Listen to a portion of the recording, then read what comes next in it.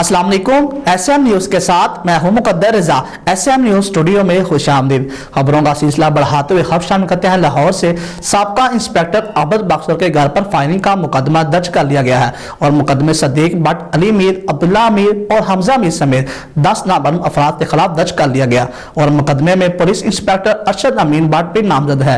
इसी हवाले से बात करेंगे ब्यूरो चीफ बाबर भट्टी से। जी बाबर, आगाह कीजिएगा। जी, लाहौर साबिक इंस्पेक्टर आबिद बॉक्सर के घर पर फायरिंग का मुकदमा दर्ज।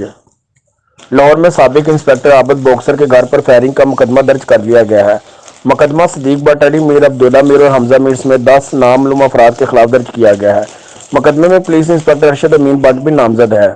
गुज़श्ता रोज़ एनकाउंटर स्पेशलिस्ट के नाम से मशहूर साबिक पुलिस इंस्पेक्टर आबिद बॉक्सर के लाहौर में वाक़या घर पर मुसल्लह अफराद ने फायरिंग की थी। आबिद बॉक्सर ने बताया कि हमलावरों की फायरिंग से घर में खड़ी गाड़ी को शदीद नुकसान पहुंचा है, ताहम किसी किस्म का जानी नुकसान नहीं हुआ है।